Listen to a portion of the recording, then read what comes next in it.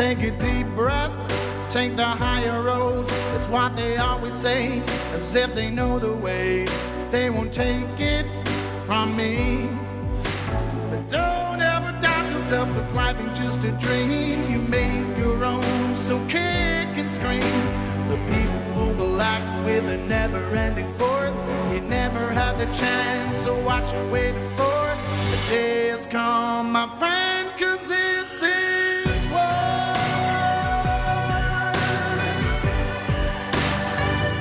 It's time and this is war.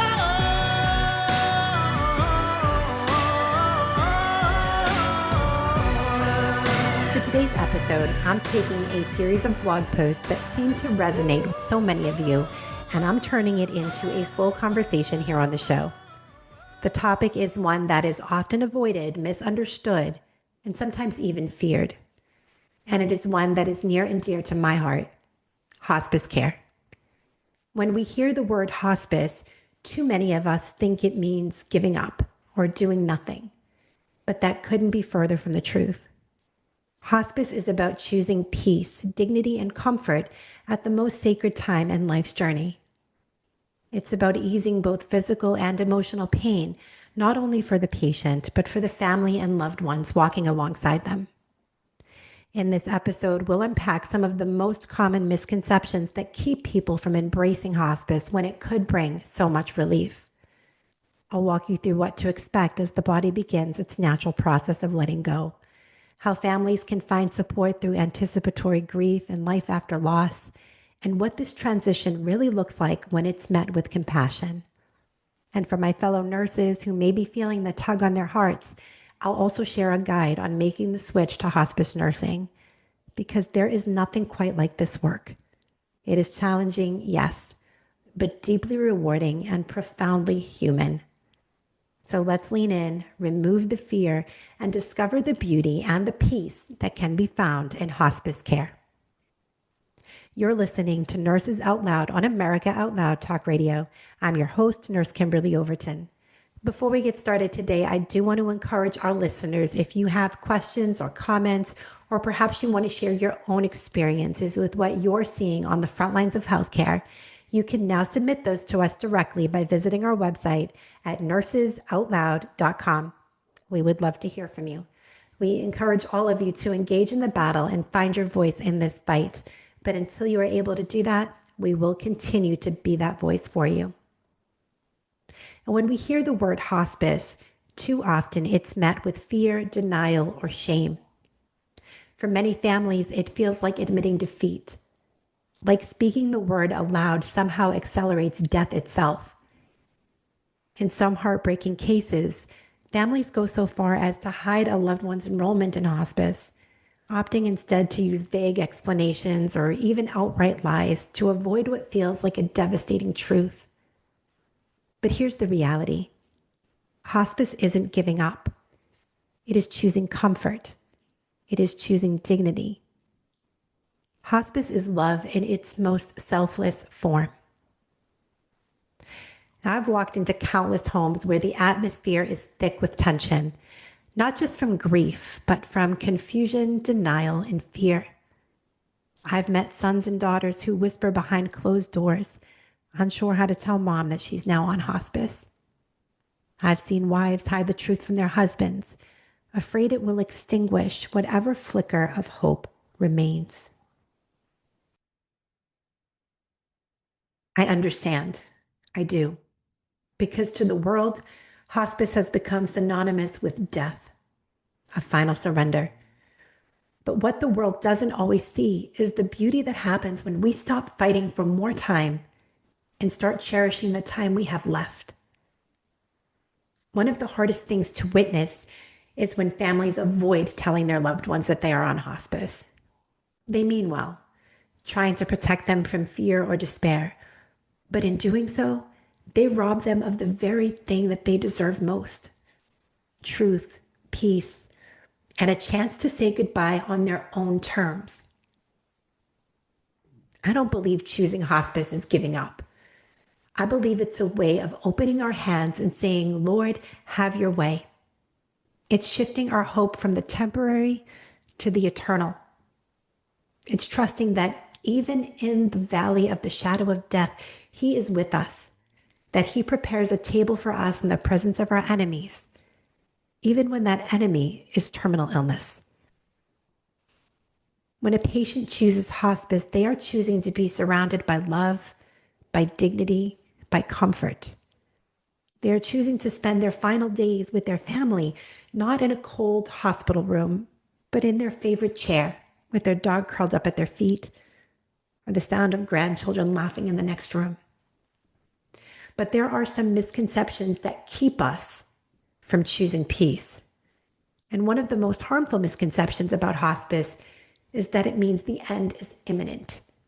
People assume it's a place that you go to die, a sterile environment of sadness and waiting.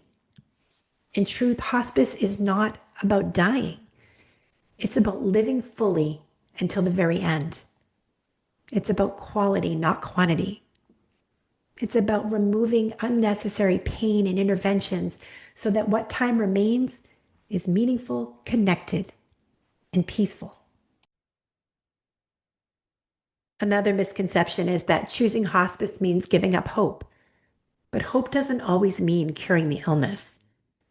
Sometimes hope is being able to hold your spouse's hand without IV lines and hospital noise.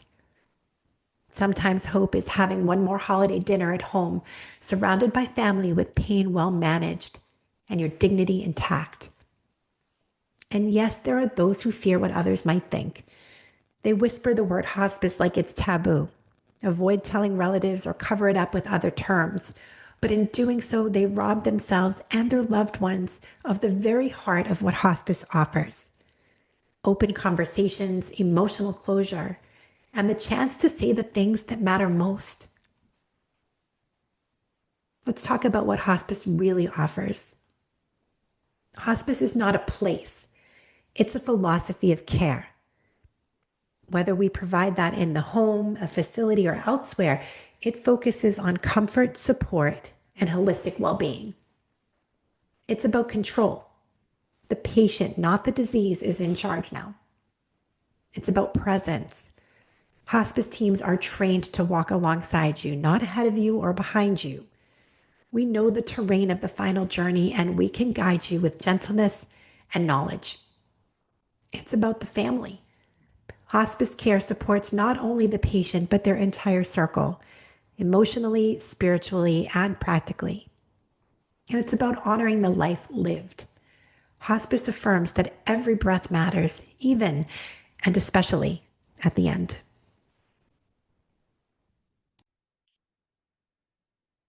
When death is inevitable, clinging to curative treatments at all costs can prolong suffering, not life. Families often look back and regret not choosing hospice sooner. They wish they'd had more time for presence instead of procedures, more time for talking instead of testing, more time for holding instead of hospital waiting rooms. Choosing hospice is not failure.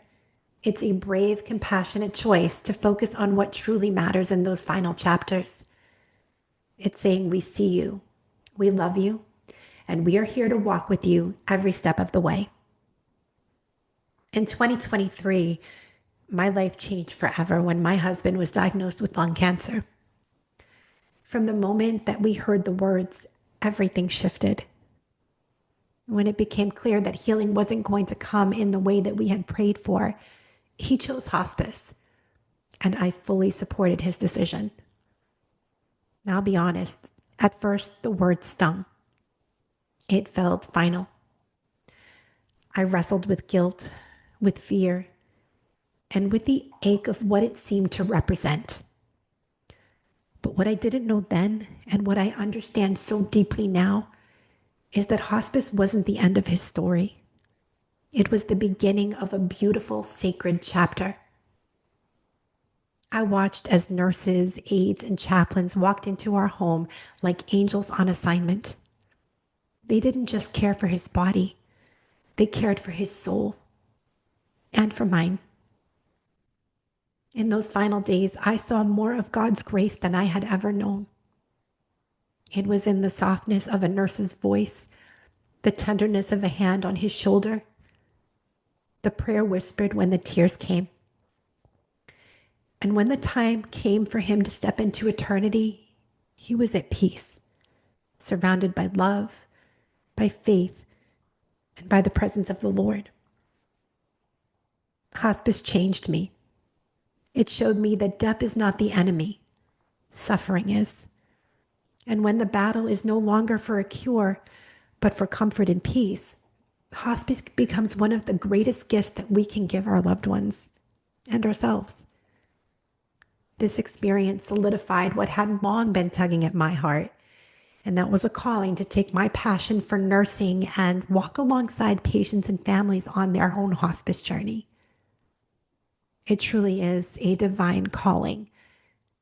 To care for someone as they transition from this life into the arms of the Lord is not something that I take lightly.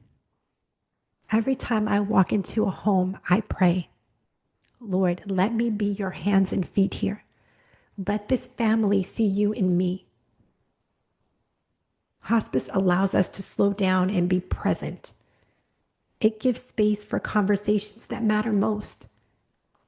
It creates room for forgiveness, reconciliation, gratitude, and peace. I've witnessed miraculous healing, not always of the body, but of hearts, relationships, and souls.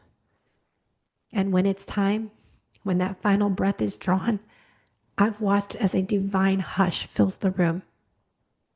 There's a sacred stillness that follows, and in it, the unmistakable peace of God. We need to redeem the word hospice. So if I could say one thing to every family facing this difficult road, it would be this. Don't be afraid of hospice. Be afraid of missing the moments that matter most. Hospice is not about death. It's about life. Full, beautiful, spirit-filled life until the Lord calls us home. It's about making space for love, for faith, for healing. It's about holding a hand, whispering a prayer, sharing a final laugh, or singing a favorite hymn one last time. And choosing hospice isn't surrender. It's trust. It's love. It is faith in action. As a hospice nurse, I consider it the deepest honor to walk this path with patients and their families. I don't take a single moment for granted because I know the one who numbers our days. And I know that when this life ends, it is not the end. It is the beginning of forever with Him. So if you or someone that you love is nearing the end of life, I urge you to consider hospice not as a last resort, but as a first step into a sacred journey. There is beauty in a peaceful goodbye, and there is healing in truth. There is profound love in choosing comfort when the road ahead grows short. Because when death is inevitable, the way of dying is important. But we're a culture that fears what it cannot control. And we live in a world that talks about everything except death. And in a system that measures success by how long we can delay the inevitable, we've lost touch with the sacredness of life's final chapter. As a nurse who's walked both the sterile corridors of the ICU and the quiet, holy stillness of hospice rooms, I've seen firsthand the vast difference between a death that is feared and one that's honored. And we've become a culture that resuscitates the body long after the spirit has begun to let go, that rushes to prolong life without asking if what we're preserving still feels like living. But death is not failure. Death is not defeat. And death is not the opposite of life. It's the completion of it. And when we understand the journey, emotionally, spiritually, and physically, we can meet it not with fear, but with reverence. I think one of the most profound aspects of dying is detachment. Now, it often begins days, sometimes even weeks before physical death. The person begins to withdraw, at first emotionally, then physically, and eventually spiritually. They may seem less interested in conversation. They might stop asking for food or drink. They may sleep more or stare off into the distance.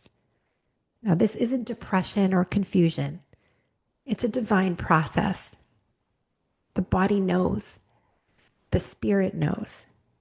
They are beginning to release attachments to the material world, to routines, to roles, to identities, and eventually to relationships. You may see them talk to loved ones who have already passed, reach upward with soft hands, or smile at something invisible to the rest of us. This is not something to be fixed. It's something to be honored. The detachment process allows the soul to cross the threshold gently, and our job is not to call them back. It's to walk them as far as we can and then release them in love. Now, in our training as nurses, we are taught to preserve life at all costs. But what I've come to believe is that nurses aren't just lifesavers. We are gatekeepers. We are witnesses. We are midwives to death. Just as a midwife prepares the body to deliver life into the world, we prepare the soul to return home. In hospice, we aren't just managing symptoms. We're creating space. We lower the lights. We silence the alarms. We speak gently. We listen without judgment. We understand that this is not a medical event. It's a spiritual one. But understanding the signs of impending death can help bring peace to families who otherwise feel helpless or afraid. So I want to talk a little bit about what may occur in the final days and hours of a person's life. You'll start to notice changes in their breathing. They may start to have shallow or irregular breaths that can include long pauses or Shane-Stokes patterns. Those are very common at the very end of life. The decreased appetite and fluid intake. The body is conserving energy. So forcing intake at this point can really cause more harm than good. So I always tell my families, if they're hungry, feed them. If they don't seem interested in eating, please don't push food. Don't push fluids. Let them take what they need. The truth is, at the end of life, our bodies just don't require that same amount of nutrition. You may start to see that your loved one has cool extremities or mottled or discolored skin around the hands and feet. And that is just the blood circulation that is shifting inward. Everything travels to the vital organs. So everything, your blood is going to get shunted to your heart and to your brain. That is going to leave your hands and legs feeling cool as the blood is just not perfusing downward. You may notice that your loved one is sleeping more and becoming unresponsive. Typically, they will go from a very lethargic state and then into a semi-comatose state. So you may get some, opening eyes to voice or touch, but no real meaningful response. And then from there, they will typically slip into a comatose state where there's no response at all. They're not responding to voice, to touch, or to any type of painful stimuli. It's a very, very deep sleep. But I want to say that hearing remains. Even when that person appears to be unresponsive, they can still hear you. They are still aware of your presence. So talk to them. Let them know that you're there. They can hear you. You may hear what is known as terminal secretions. And this is just, it's sometimes referred to as the death rattle. I really hate to call it that, but that is what most people know that as. And it happens very, very often at the very end of life. And it is just a natural result of the loss of the swallowing reflex. What's important to note is that it is not typically distressing to the patient, though it is very, very difficult for family and even for us as nurses to listen to that. But again, it is not distressing to the patient. But it's not this is not failure and it's not suffering. This is just the body's sacred choreography as it prepares to let go. Now, in hospice care, we often describe two types of dying trajectories. There's a wet death and a dry death. And a wet death often follows aggressive interventions like feeding tubes, fluid overload, or poorly managed symptoms. It can involve visible discomfort, terminal agitation, or active distress. Now, a dry death, by contrast, is typically gentler. It's marked by stillness, soft breath, and a natural withdrawal. So I do try to encourage people when we know that we are approaching the very end of life to keep fluids at a minimum. You can keep their mouth moist, but don't push fluids because that is going to lend to those excessive secretions and it is going to cause a lot of agitation. Whereas if we keep them as dry as possible, it is just a much, much more peaceful transition for them. And while not every outcome is going to be in our hands, early hospice referral and conscious decision making can make all the difference. And the sooner we honor the dying process, the more peaceful that transition can become. So if someone that you love is approaching the end of life, I want to offer you some ways to offer them your presence. You can play soft music or worship.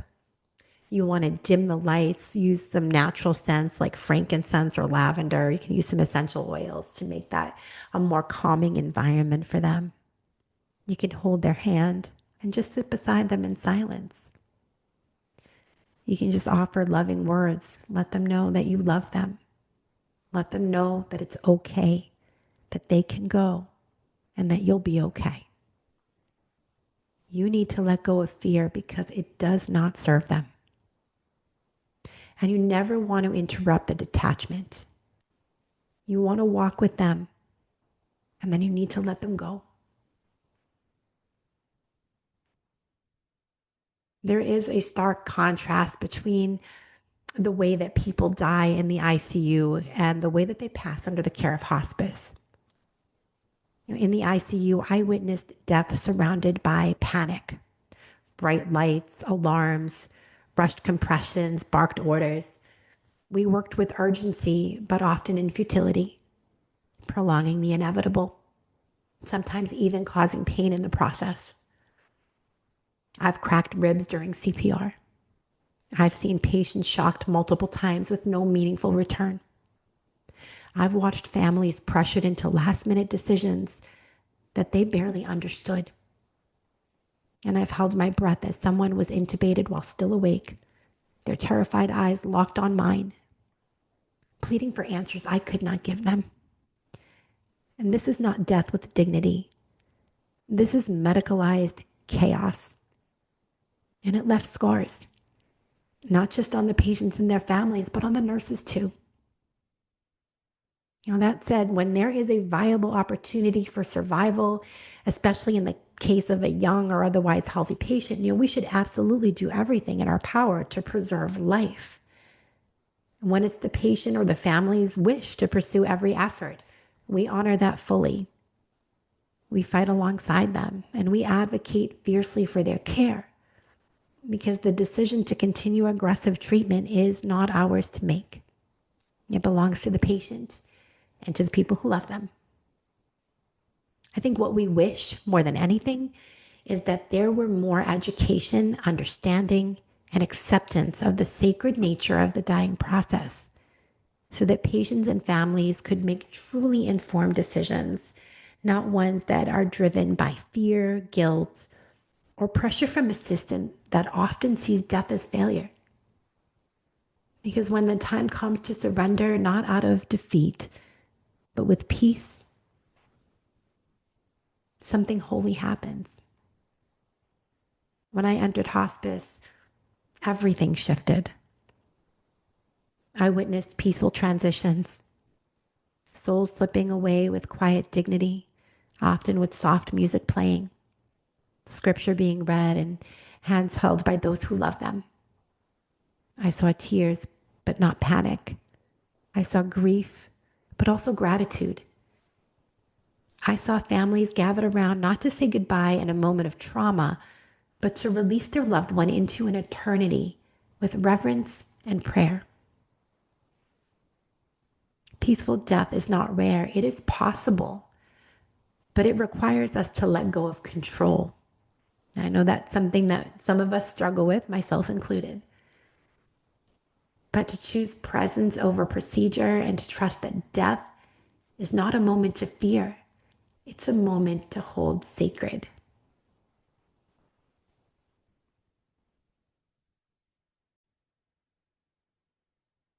It's important to understand that death is not the end. It's a homecoming. That's why at Remnant Healthcare, we are called to walk with families through this final chapter, not as just clinicians alone, but as sacred witnesses.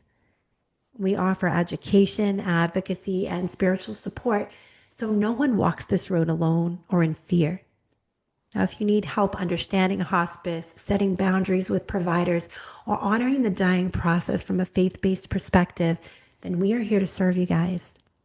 You can learn more on our website at remnanthealthcare.org. Death is not the opposite of life. It is the exhale of a soul returning home. And when we meet it with reverence, we become a part of something holy. America Out Loud Talk Radio plays on the iHeartRadio network. You can also listen on our media player from any web browser, anywhere in the world. We have the best in-class apps available on Apple, Android, or Alexa, 24/7, Great Talk Radio.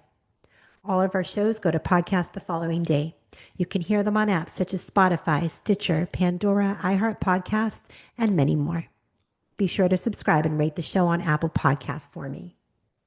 Don't forget to check out our online store at americaoutloud.shop, where you can find all of the products that we represent on our network at a discounted rate, including an incredible line of products from Chemical Free Body.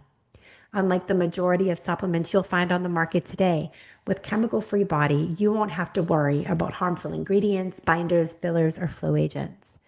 Their ultra-safe breakthrough nanosilver technology destroys pathogens, balances the microbiome, and boosts immunity.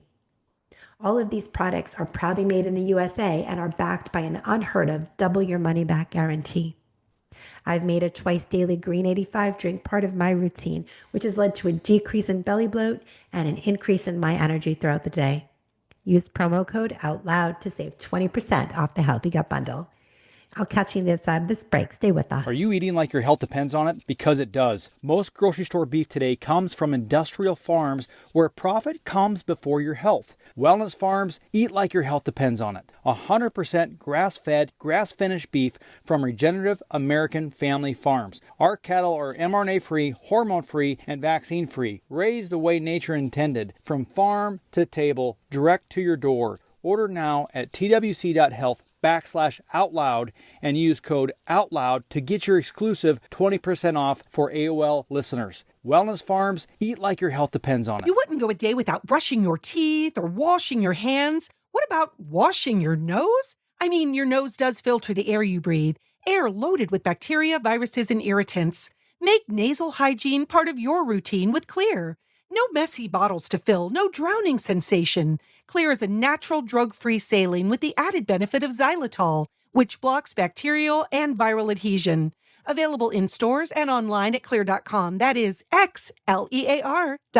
Struggling with your health, energy, and constantly feeling hungry? Want to save money on the rising cost of groceries and dramatically improve your health? Go to chemicalfreebody.com/OUTLOUD today. Get nature's super multivitamin, doctor-formulated Green 85 juice formula. Empower your immune system, cut your grocery bill, and save 20% on your first order. Well, I challenge you to find a broader array of great voices, a deeper bench of experience, or a more dedicated collection of passionate patriots than here on AmericaOutloud.news. Now is our time, my fellow Americans. AmericaOutloud.news. Liberty and justice for all.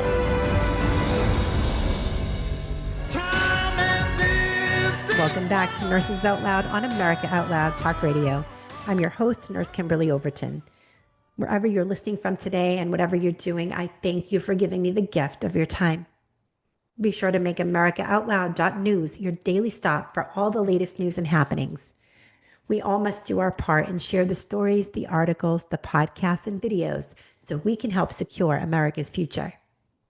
If you're just joining us, I've been discussing the beautiful and sacred journey of hospice care. Let's jump right back in. There is a sacred kind of grief that begins before the final breath is ever taken. It's the kind that creeps in slowly as you watch someone you love begin to slip away. It's called anticipatory grief. And for caregivers, especially those who have walked alongside a loved one through a long illness, it can feel like an unrelenting ache that no one else sees. You hold the medications, the schedule, the weight of the world, and the knowing that no matter how fiercely you love or how tirelessly you serve, there is a goodbye waiting at the end of this road. Now, if you've been living that space or if you're standing in the silence that follows it, then this is something I really want you to listen and hear. It is mourning in real time. When you're caring for someone in hospice, grief doesn't wait until death.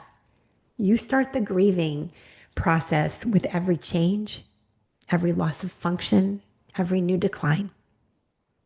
You grieve the shared routines that quietly disappear, the parts of their personality that fade with time or illness. You begin mourning who they were while still showing up every day to love who they are. This process is disorienting. You're expected to be strong, capable, and composed. An advocate, nurse, scheduler, and constant comforter.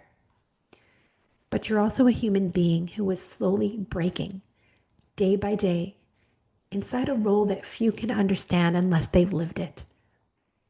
Now let me say this clearly, very clearly. You are not wrong for feeling depleted. You are not weak for grieving early. This kind of grief is love in motion. It means you stayed, you showed up, and you gave of yourself in the most sacred of ways. Let's talk about when that role ends, but the ache remains. After the funeral, after the casseroles and condolences have faded, what you're left with is a quiet that can be deafening. The absence of a person you loved is profound, but so too is the absence of the role you played. For many, especially long-term caregivers, that role became your entire world. It gave your day structure, your night's urgency, and your heart purpose. And now you may feel aimless, exhausted, and alone.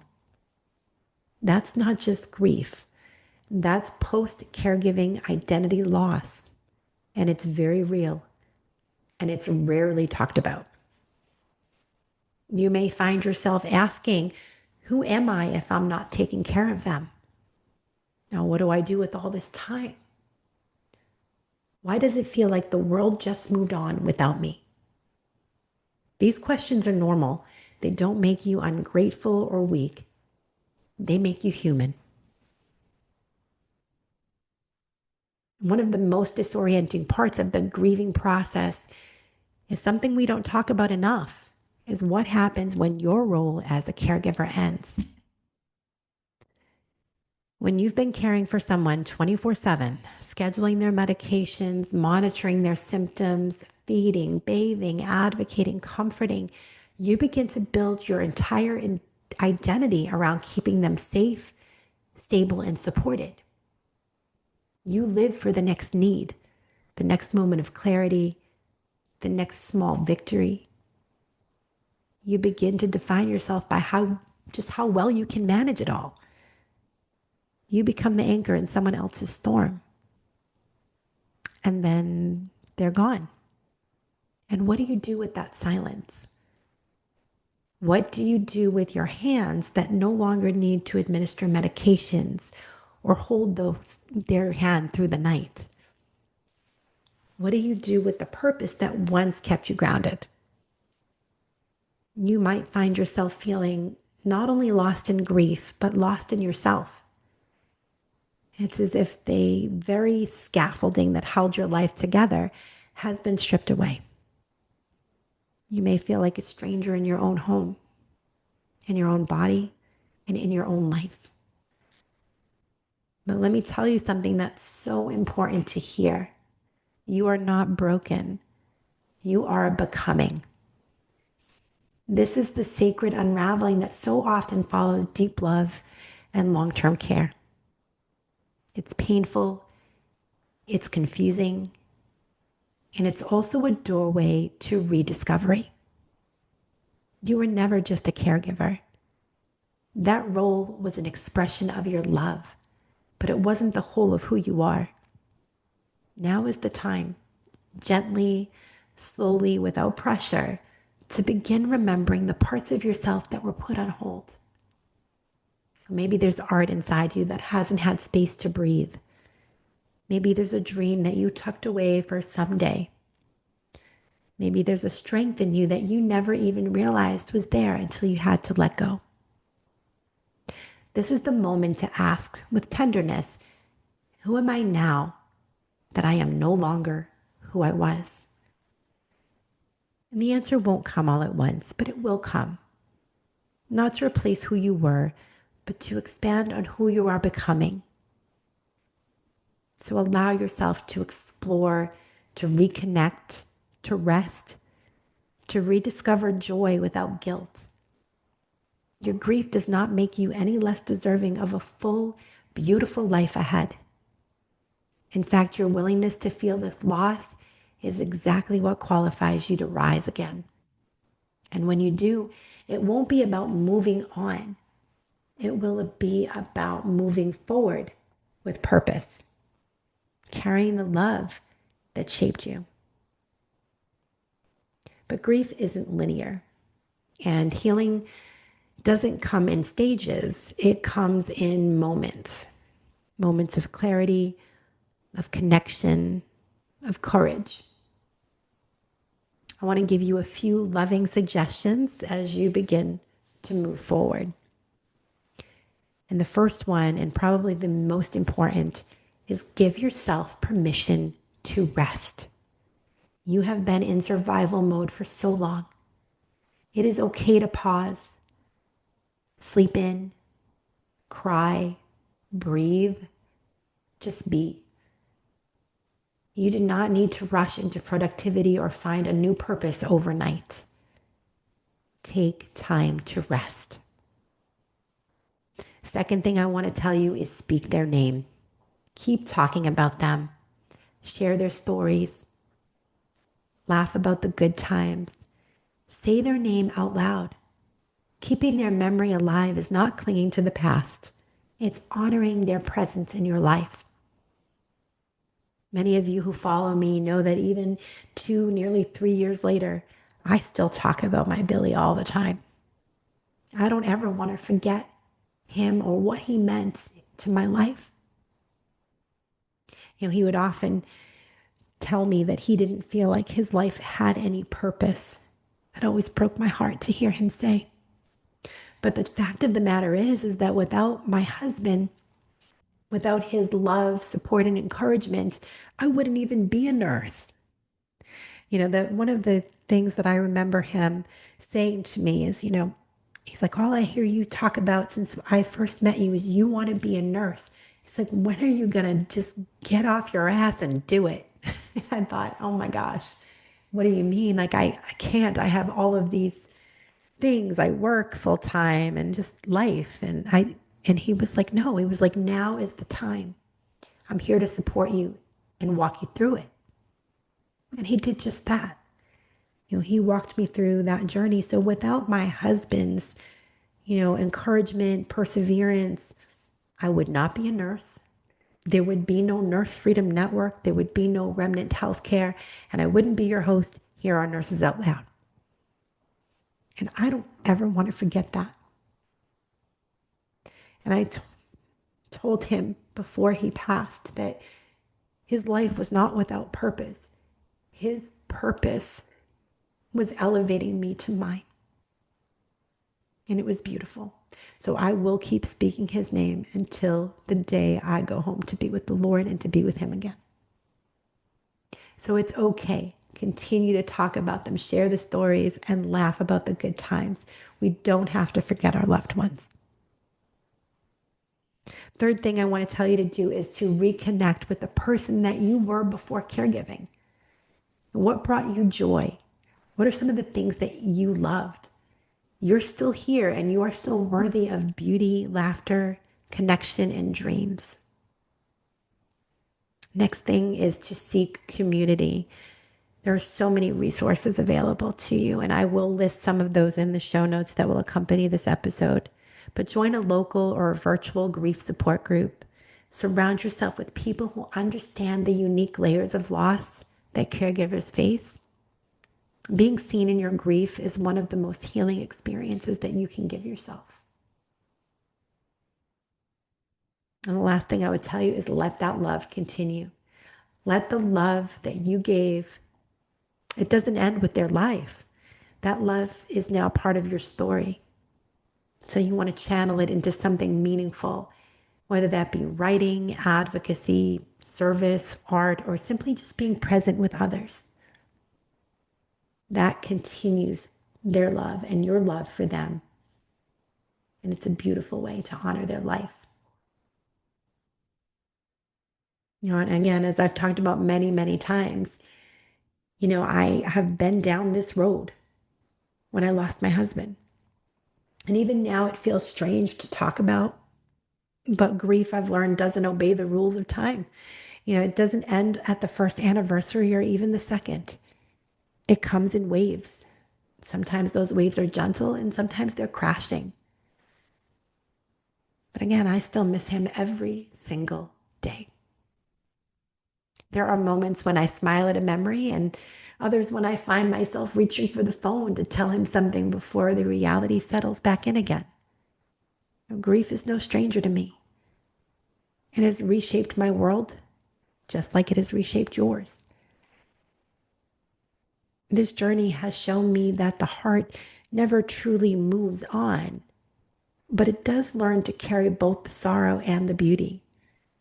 It learns to beat again, quietly and courageously, even with pieces that are missing. So if you are in that space where your own loss feels too big to bear, please know that I see you. I am walking that road too. Having lost my husband, and even just recently, as many of you know, I've lost my father. But I promise you that love still finds a way to rise. I will include some resources for you, whether that be through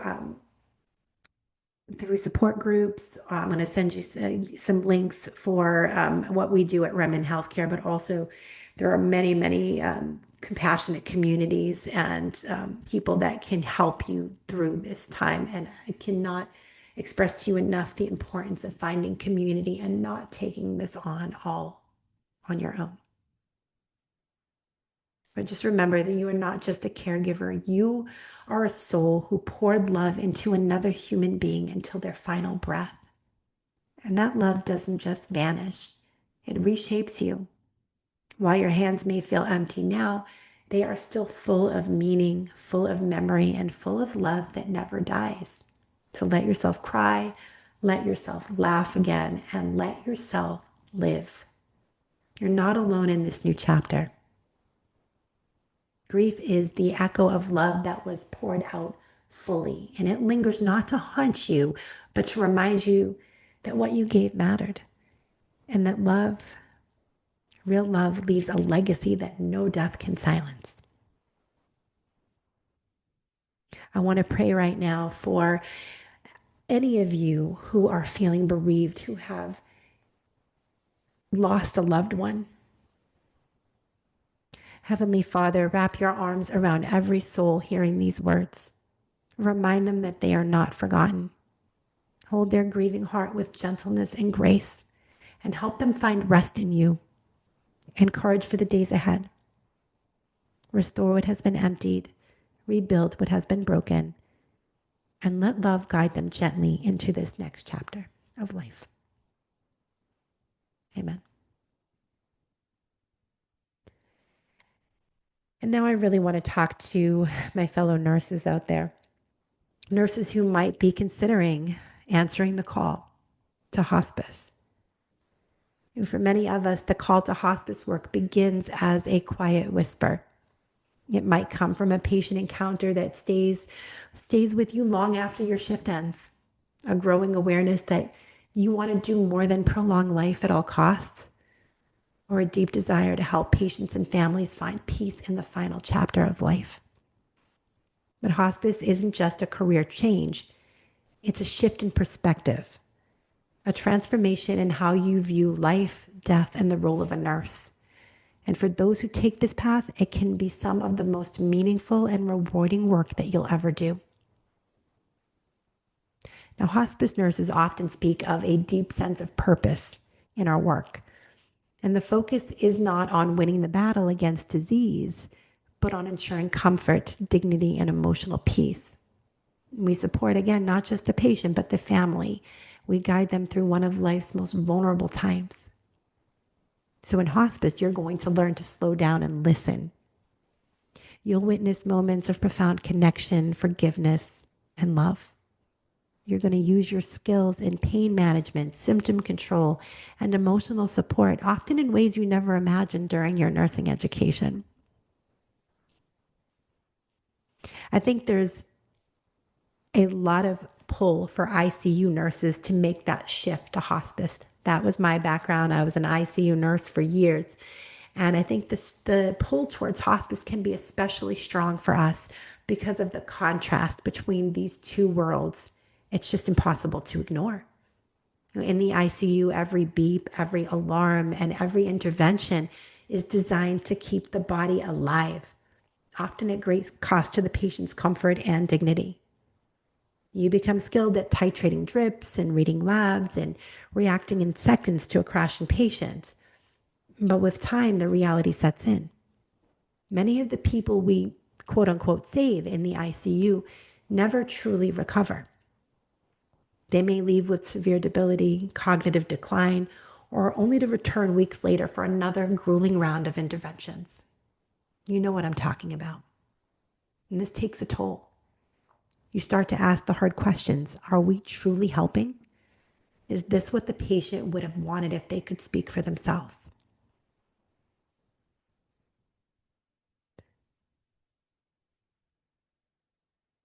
Hospice is the complete opposite of the ICU. Instead of fighting to extend life by hours or days, you focus on making the remaining days, weeks, or months as meaningful and comfortable as possible. You trade ventilators for quiet living rooms, IV drips for a cup of tea at the bedside, and code blues for gentle conversations about legacy, faith, and love. And for many ICU nurses, this contrast is what tips the scales. The realization that while you can prolong life in the ICU, hospice allows you to enhance the quality of the life that remains. It's truly a beautiful thing. We bring our skill set to hospice. As a nurse, whether you come from med-surg, home health, or critical care, you already bring invaluable skills that are needed for hospice. You have your assessment. Hospice requires keen observation and the ability to anticipate changes before they escalate. Symptom management, pain, dyspnea, nausea, anxiety. Your pharmacologic and non-pharmacologic toolboxes will be in constant use. Your communication skills.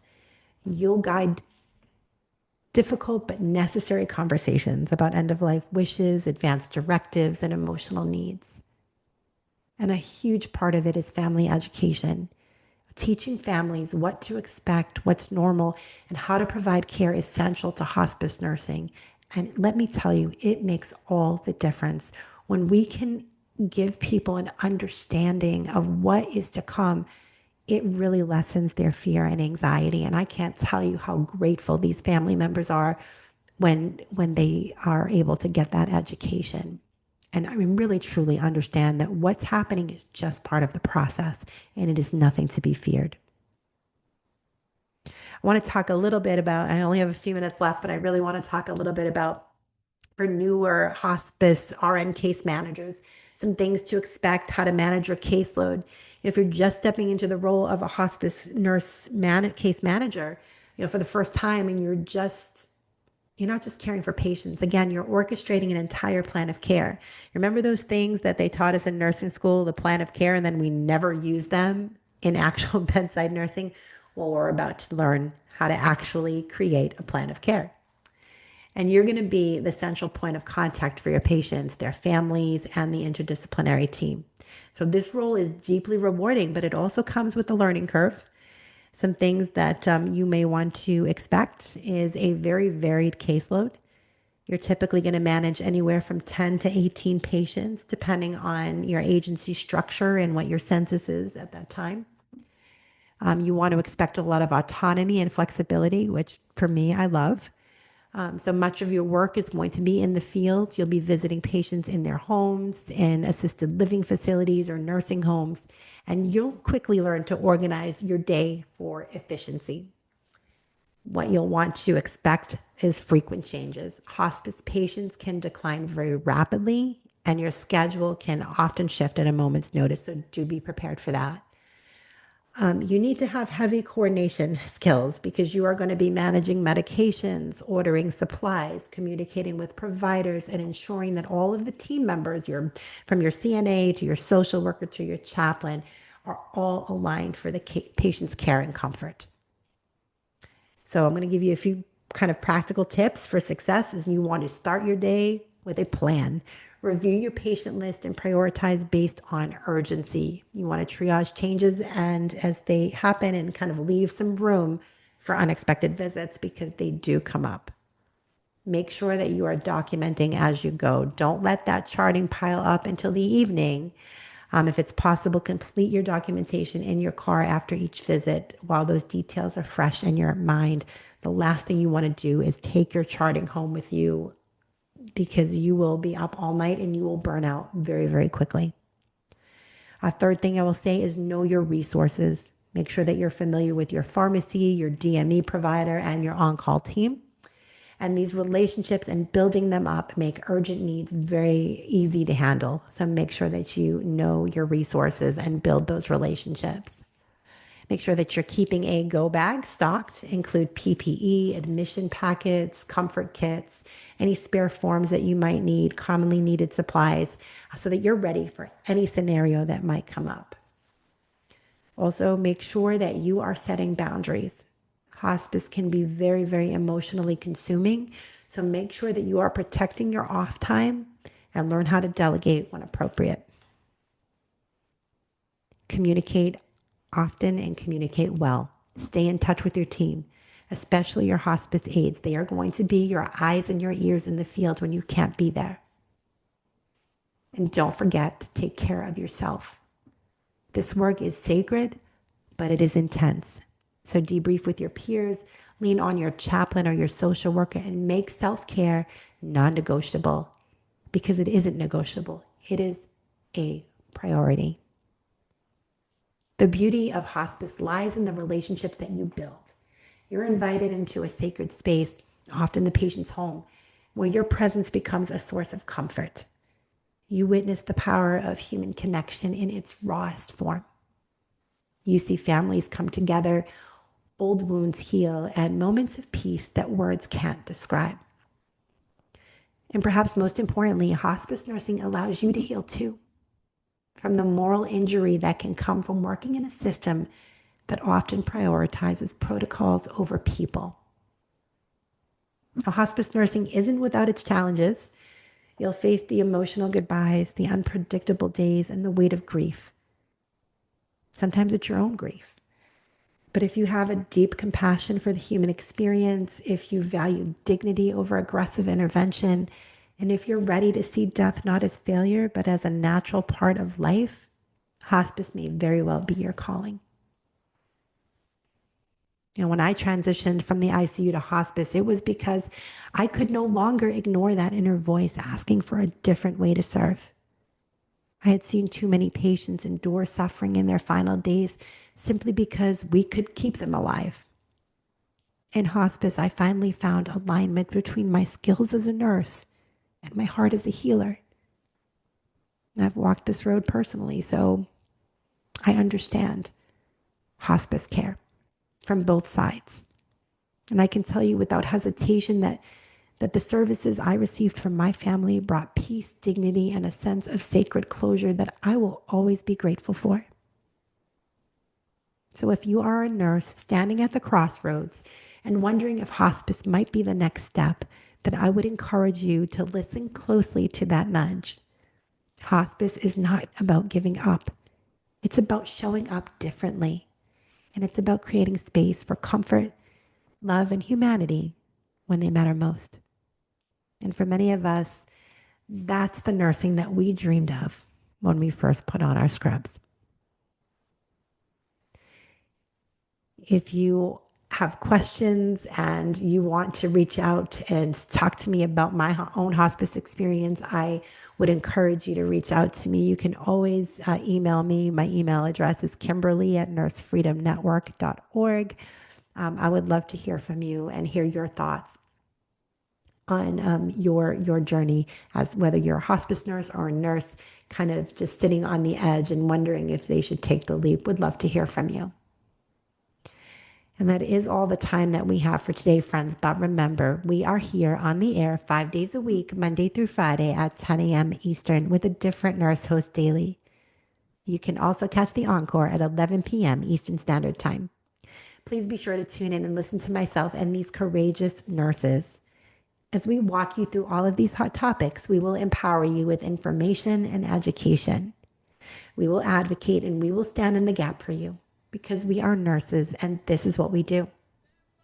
I'm your host, Nurse Kimberly Overton, and you can find me here every Wednesday morning at 10 a.m. Eastern. Until next time, be safe, be well, and God bless. Remember, we are in a war for truth. We are putting out a bounty on the real misinformation and exposing the purveyors of propaganda.